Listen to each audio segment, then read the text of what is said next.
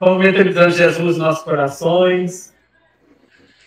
Estamos suplicando a Deus as bênçãos para todos nós.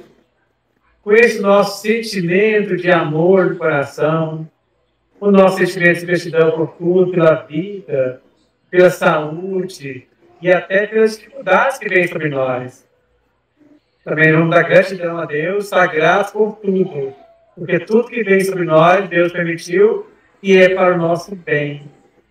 Então vamos, com esse nosso sentimento de amor no coração, de gratidão, vamos iniciar a nossa reunião de hoje, pedindo a Jesus que nos ampare a todos, ampare todos os nossos familiares, pedindo a Jesus que possa enviar os bons espíritos a cada lar, amparando todos os nossos irmãos que estão presentes aqui na casa, os que estão presentes pelo Meet, online, todos aqueles com os quais nós entrarmos em sintonia, possam todos eles receber assistência, receber o amor, receber a misericórdia, tanto encarnados como desencarnados. Que a tua luz, Jesus, seja conosco, abençoe-nos a todos, nos fortaleça, permitindo que cada um de nós possa ser melhor a cada dia. Graças a Deus e que assim seja.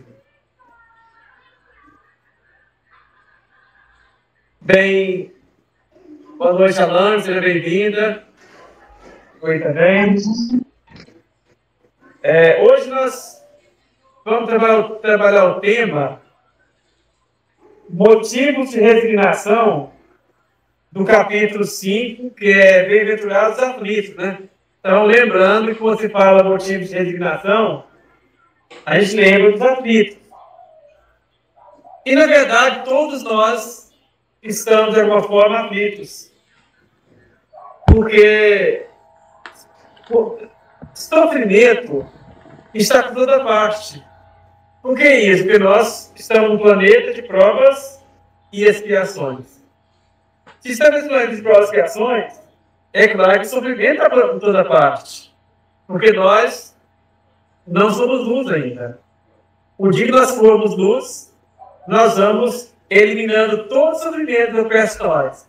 Mas como nós não somos luz ainda, então nós estamos atraindo dores, estamos atraindo problemas, né? Então, esse nós vamos falar especificamente do item 12, que fala motivos, o título dele é Motivos de Resignação. Vamos pensar, mas o que é resignação? Podemos entender que resignação é aceitação. Mas quando você fala aceitação, aí a gente pensa, mas se eu vou aceitar tudo, significa que eu não vou lutar para a melhoria. Sim, nós vamos aceitar, mas nós vamos também buscar livrar das dores, porque no próprio Evangelho fala que nós temos o direito de tentar modificar, de tentar melhorar. Por exemplo, se uma coisa está nos machucando, nós não podemos tentar eliminar aquela dor onde está machucando. Se alguém se coloca uma brasa de fogo, encosta em nós vamos ficar quietinhos, não é? Pula, cai fora daquilo lá para que não continue queimando.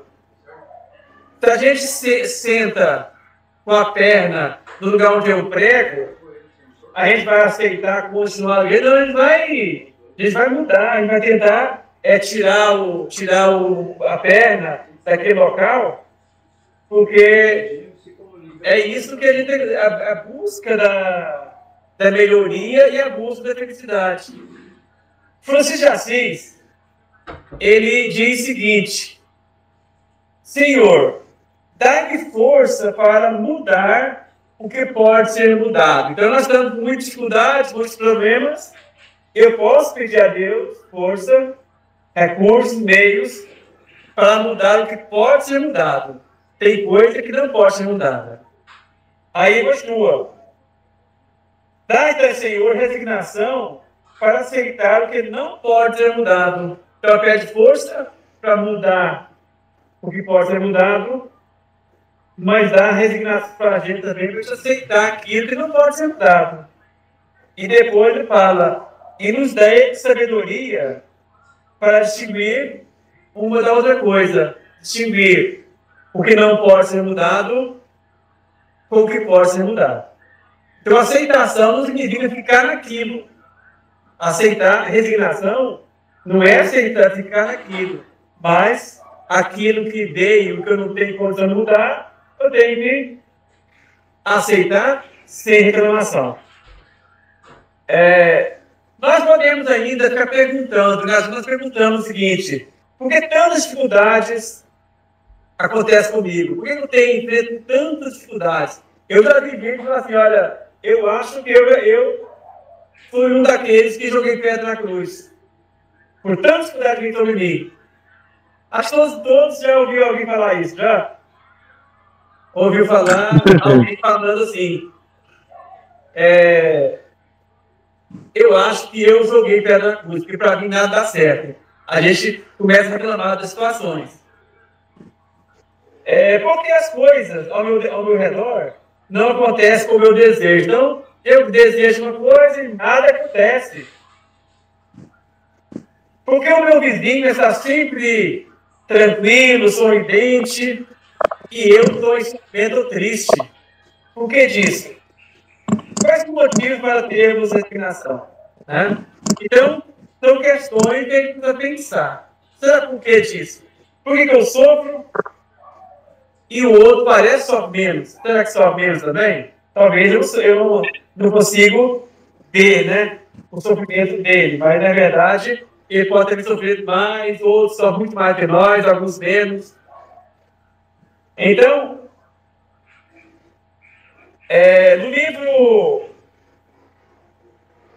no livro Ação e Reação, Emmanuel nos fala o seguinte, fala dor e expiação.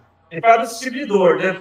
Ele fala dor e expiação, ela se refere à consequência de uma ação passada. Então, a dor de expiação, eu cometi erros muito graves no passado, e eu venho com aquela dor, com aquele problema, para expiar o passado.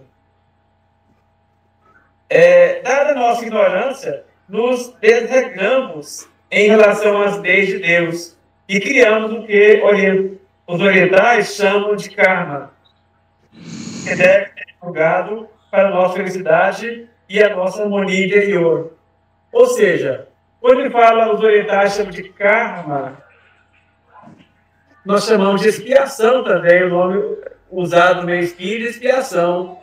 Erros que eu cometi no passado e que para eu me curar daquilo, tem que passar por aquelas dificuldades. Eu preciso passar para poder me curar. Na verdade, não é uma vingança de Deus, mas, na verdade, é apenas uma cura que vem sobre nós. Aí ele fala também, o Emmanuel, nos fala dor evolução. Dor evolução.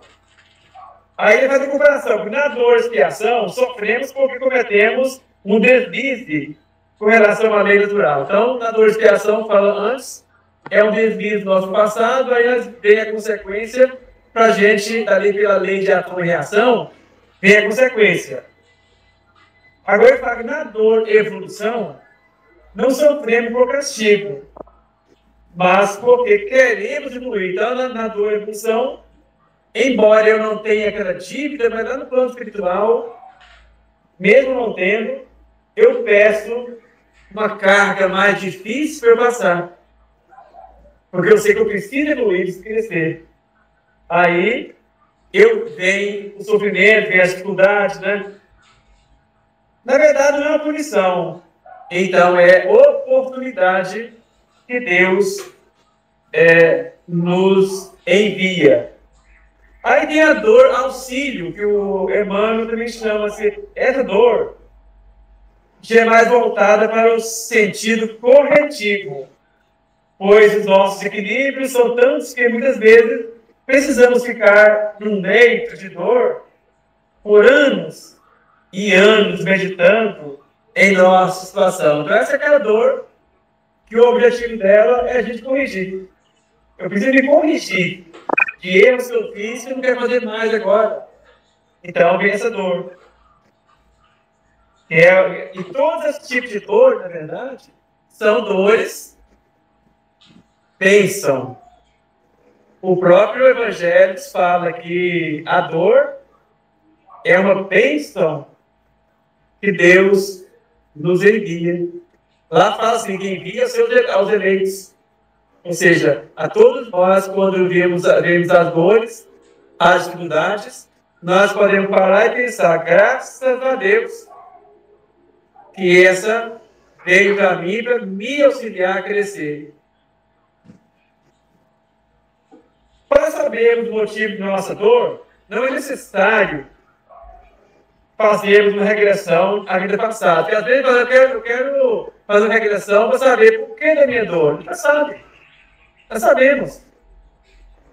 Se eu estou passando dificuldade de acordo com a natureza do meu sofrimento, é também a natureza que eu fiz o outro sofrer. Né? Porque na realidade, Deus não pune, mas permite que a gente experimente aquilo que eu fiz para o outro, para a gente evoluir. Então, se eu fiz um casal separar, então, quando na própria encarnação, eu posso sentir um drama assim, de uma separação, porque eu provoquei uma separação anterior, eu vou sentir na pele, e isso ajuda no meu crescimento. A nossa própria percepção nos conduz ao que fomos dando-nos as razões do nosso sofrimento no presente.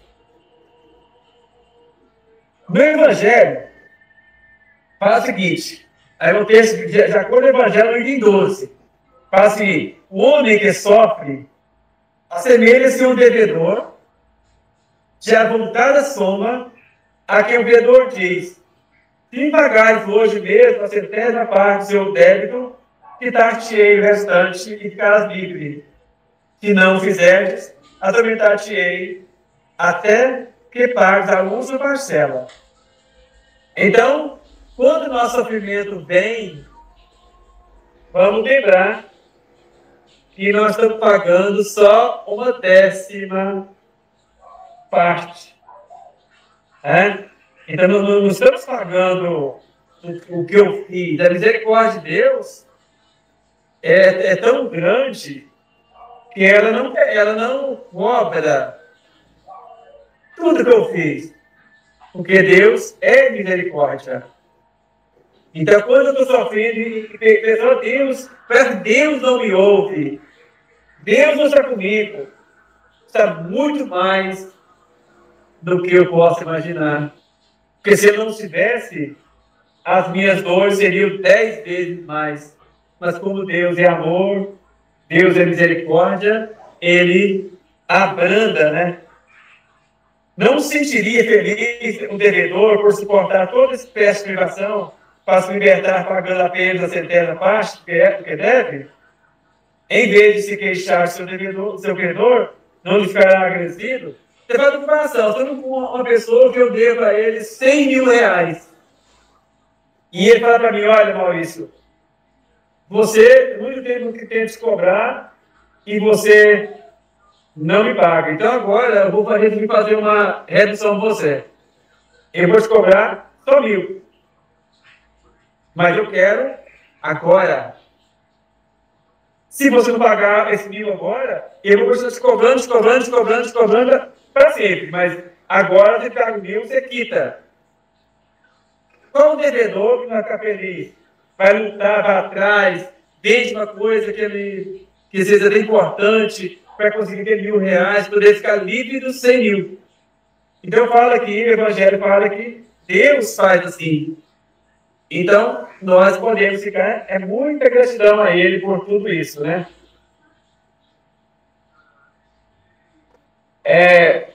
Ainda no Evangelho fala das grandes crises, colocando a vontade de Deus acima da nossa, o sofrimento torna-se mais leve, mais suave. E olha aqui, se nós colocarmos a vontade de Deus acima da nossa, entender que a vontade de Deus é superior à nossa. Então, todo o nosso sofrimento vai ficar mais leve. Lembremos-nos que Jesus dizia que seu jugo é suave e seu fardo é leve. Então, o jugo com Jesus é suave, é fácil. Quando nós buscamos o Cristo, tudo fica mais leve, fica mais fácil. Nossas dores são muito mais suportáveis, né? Muito mais suportáveis. Jesus nos dá força para continuarmos no caminho da fé, apesar das perdas do caminho. Por mais que o caminho seja áspero, seja de pedra, mas com Jesus ele nos dá força e o nosso pé caminha entre as pedras, mesmo descalço, sem existir tanta dor das pedras, porque o caminho dele, a força que nos dá, nos ajuda a caminhar. É por isso que os espíritos superiores estão sempre alertando. Em tudo que fizer, pensa em Deus primeiro. Então, em tudo que vou fazer, em tudo mesmo. Se eu penso, mesmo no trabalho material, pensar em Deus primeiro. Se eu quero vender uma casa, pensar em Deus.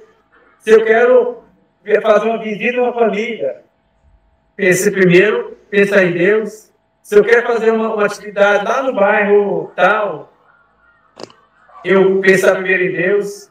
Se eu penso em vingar de alguém, pense em Deus, porque se eu pensar em Deus, nem vingança vai ter mais, porque eu vou deixar de vingar porque eu pensei em Deus. Então, é isso que faz com que, quando nós pensamos primeiro em Deus, nossa caminhada é mais reta, mais fácil, mais livre. Por que nos preocupamos com a vida futura? Será por que nós pensamos, os cristãos falam para a gente que a gente tem que pensar na vida futura, trabalhar aqui pensando no futuro. É verdade, o mais importante mesmo é o presente, né? O presente. Porque o presente, pelo presente, nós construímos o futuro. Então, o futuro é o reflexo do meu presente. Por isso que o presente tem que ser dividido. Porque o meu futuro é o reflexo do meu presente. Eu vou viver na minha encarnação futura, na próxima encarnação aqui na Terra, os reflexos que eu fiz nessa encarnação. Eu vou ser, no plano espiritual, eu vou chegar no plano espiritual e sofrer os umbrais ou não, ou ter uma vida legal lá, pelo reflexo que eu fiz hoje, aqui, que eu estou fazendo hoje. Por isso, o presente é importante para a gente conseguir uma boa leitura. As respostas a essa pergunta dependem da visão de mundo de cada um de nós. Se eu tenho a visão materialista, eu não vou preocupar com a vida futura. Para quê? Se morreu, acabou, né? Tem muitos que pensam que morreu, se nós morrermos, acaba. Morre o corpo, acaba tudo. Então, para que preocupar com tudo? Se formos apegados à matéria, podemos querer gozar já no dia de hoje, não importando se com isso precisamos passar por cima do nosso próximo. Então, quando quem é apegado à matéria, quer saber de coisas materiais. Nem que precisa matar o outro. Igual muitos casos aí de pessoas estão numa empresa, aí ele faz a imagem do companheiro dele cair para ele pegar o lugar dele. Então, tem uma gerência boa lá, fulano de tal, que não é gerente, mas quer chegar lá, ele arma contra o colega que é o gerente, que quer pegar a gerência dele. Ou seja, então quando nós pensamos assim, nós não estamos pensando na vida futura. Então, se nós formos apegados à matéria, não vamos preocupar com o futuro. Ao contrário, porém, se a nossa visão de mundo for espiritualista, olharemos as coisas de um ângulo bem diferente, de outra forma, sabendo que eu tenho que fazer para o outro aquilo que eu quero que seja feito para mim. Então, se tem um gerente lá, eu quero pegar o lugar dele. O espiritualista pensa assim: se eu fosse gerente, o que eu queria que o outro fizesse por mim? O que eu queria? Então, eu vou fazer para ele o que eu queria. Aí eu vou pensar, não, eu não queria que ele armasse contra mim. Então, eu também não vou armar contra ele. Eu quero fazer para ele aquilo, então eu vou colaborar com ele no seu trabalho. Para algumas religiões, a salvação fundamenta-se nas obras, para outras basta a fé. Então, para uma crença religiosa, precisamos de obras, né? Para outras, basta a fé. Não é porque temos fé, ou porque acreditamos em Deus, que seremos salvos. Então, os Espírito começam a mostrar. Só que a fé, se ela não tiver obra, vai adiantar? Vai resolver a minha situação? Eu tenho acredito em Deus, em fé em Deus, mas desejo a cara do meu irmão. Eu tenho fé em Deus, mas quero que meu irmão caia no buraco. Vai adiantar essa fé? Aí os cristãos ensinam a gente, para sermos salvos, nós precisamos de nos libertar do erro, do pecado, pecado entre aspas, nós chamamos de pecado. Nós temos que nos libertar dos nossos erros. Então, salvação é libertação dos erros. Se eu não trabalho para me libertar dos erros, como eu vou chegar lá? Somente assim poderemos nos libertar do mundo das provas. Então, quando nós começarmos a trabalhar com ele, nosso Deus, melhorando nossa conduta aqui na Terra, viemos numa próxima encarnação, continuamos a correção. Aí a gente vai nos libertar do mundo das próprias criações, para merecer depois o mundo de regeneração. Maurício, interessante, eu queria só completar isso aí, que nós sabemos que nós estamos no mundo de provas e expiações. E Jesus nunca enganou para a gente, nunca nos falou nada ao contrário, dizendo que, com certeza, ele falou que neste mundo só tereis aflições. Que a verdadeira felicidade não é deste mundo. Aí muitas pessoas pensam, eu tenho que morrer porque a verdadeira felicidade é do outro lado. Não, mas você tem que conquistar essa felicidade aqui. Você tem que conquistar, fazer por onde você consiga evoluir para que você possa ter do outro lado essa verdadeira felicidade. É como você falou que de Emmanuel, é claro quando ele fala sobre isso, que nós estamos planejando a nossa próxima reencarnação. Nós estamos aqui agora fazendo tudo isso. O que eu estou fazendo? Tem gente que fica preocupada. Meu Deus, será como é que eu vou vir na próxima? Você sabe. O que você está fazendo aqui agora? Você está fazendo o quê? Você está fazendo a coisa correta, com certeza você vai sempre melhorar. Agora, se você estiver fazendo as coisas tudo errado e só pedindo a Deus ajuda, se você não fizer a sua parte, ele não vai te ajudar. É isso aí. Muito bem, essa parte mesmo. Uma boa explicação, obrigadão. Então, quando nós olhamos nossos problemas aqui da Terra de um ponto de vista espiritual, lembrar que eu sou espírito e estou momentaneamente habitando esse corpo. E que a minha vida é para sempre, eu não vou morrer nunca. Quando olhamos por esse lado, aí a questão da importância dos problemas, da vida material, reduz. Ele reduz por quando eu perceber que eu sou um ser espiritual e estou no momento usando esse corpo. Mas eu vou continuar vivo depois do desencarne e vou ter que voltar outras vezes. E nós lembrando que, como você falou, que nós, a próxima encarnação é um reflexo que nós estamos vivendo hoje, a gente começa a ter mais vontade de mudar. Né? Então, essa observação equivale a subirmos a uma montanha e de lá olharmos para baixo. Então, eu quero mostrar aqui para nós também, o próprio Evangelho fala o seguinte, que quando nós temos vários problemas e eu olho para o lado material, eu não vejo perspectiva de futuro. Porque vai acabar quando eu morrer. Mas ele vai acabar comigo também. Não vai adiantar nada, eu resolver. Qual o problema? Ele não vai ser resolvido. Porque muitas dores, e de repente esse encarne acabou e não tem mais nada, morreu, acabou. Agora, se nós voltarmos para o lado espiritual, nós pensamos, tudo é reflexo que eu faço hoje. Se eu faço do outro sofrer ao meu redor, eu estou plantando espinho para mim, não é para o outro. Espinho para mim mesmo, né? E eu vou colher isso, porque o próprio Espírito fala aqui que o plantio é livre, mas a colheita não é livre, ela é obrigatória. Eu posso plantar o que eu quiser. Então, eu planto espinho, só espinho. O Sampaio planta feijão e milho. Aí depois nós colhemos, não, eu vou colher lá o milho que o Sampaio plantou.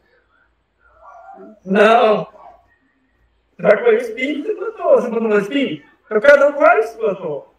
Não adianta a gente, na hora, fugir das coisas, né? Eu sempre falo assim, se você planta abacaxi, você não vai colher melancia.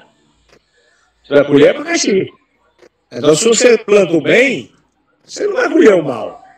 Você vai colher o bem. Então, de acordo com o seu plantio, é que você vai ter a colheita satisfatória. De acordo com o que você plantou. É verdade. Esse indivíduo pode passar por todos os tipos de dificuldades, que continua calmo. Então, quando você trabalha pensando no espírito, você passa por dificuldades, acaba pensando calmo, paciente, inclusive agradecendo a Deus pelo sofrimento, pois o vê como uma forma de ativar a sua evolução espiritual. Eu sempre, quando eu falo isso aqui, eu me lembro do Tiago Link. Tiago Link é um menino de 8 para 17 anos. Alguns já viram. Ele não tem braços, nenhum dos braços e nenhuma das pernas. Uma das pernas, ele tem um toquinho assim só. Então ele não consegue caminhar, ele não consegue comer sozinho. Mas ele faz muitas palestras, é um grande palestrante, acho que ele é evangélico.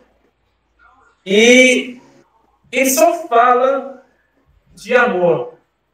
Está trabalhando para valer. Quer dizer, ele enxerga o lado espiritual dele e com isso ele não sente aquelas dores. Imagine bem, você não ter uma mãozinha para pegar comida, não ter a mão para escovar os dentes, você não tem nenhuma das mãos, você não tem o pé para você caminhar, nem levantar da cama.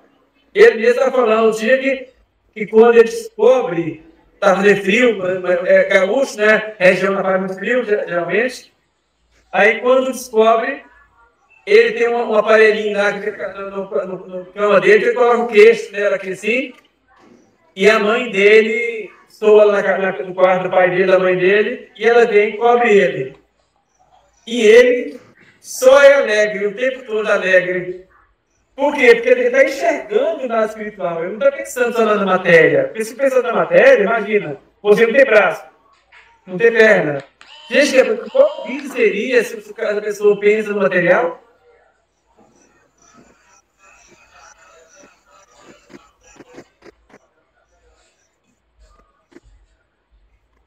A doutrina de Jesus ensina em todos os seus pontos a obediência e a resignação. Duas virtudes companheiras de doçura e muito ativas, se bem que os homens erradamente as confundam com a negação do sentimento da vontade. A obediência é o consentimento da razão. Então, ser obediente é racional. Então, alguns acham, se obedece, você não pensa. A obediência é racional. A resignação é o consentimento do coração. Então, resignação é coração. Então, quando nós paramos e pensamos que vieram as dificuldades, eu penso, eu sou filho de Deus e Deus é maior. Se permitiu para mim a dificuldade, é porque era bom para mim. Porque se não fosse, Deus não permitiria. Isso significa resignação. Eu aceito, eu vou me resignar, porque veio a dificuldade e eu preciso dela. Mas só voltando, nos lembrando que resignação não significa não buscar livrar das dores. Até pelos. Se você está doente, tem que ser médico? Claro que tem. Se eu estou com febre e essa febre não passa, eu vou ao médico para saber qual é o problema que tem, eu vou tomar um remédio para melhorar. Então, isso é permitido, é necessário. Mas, como Francisco de Assis disse, Deus dê serenidade para aceitarmos as coisas que não podemos modificar. Dê serenidade para aceitar as coisas que não podemos mudar. Dê-nos coragem para modificarmos aquelas que podemos modificar. E nos dê sabedoria para diferenciar as duas coisas. Diferenciar as coisas que eu posso mudar das coisas que eu não posso mudar, que eu tenho que enfrentar. Então, isso é muito sabedoria do Francisco de Assis, nos mostrando esse caminhar em direção a Deus e fala da resignação bem claramente aqui para nós. Que Jesus nos abençoe. Eu agradeço a todos. Lalinha, Itaí, Paixão, Carlinhos também, né? Sejam todos bem-vindos.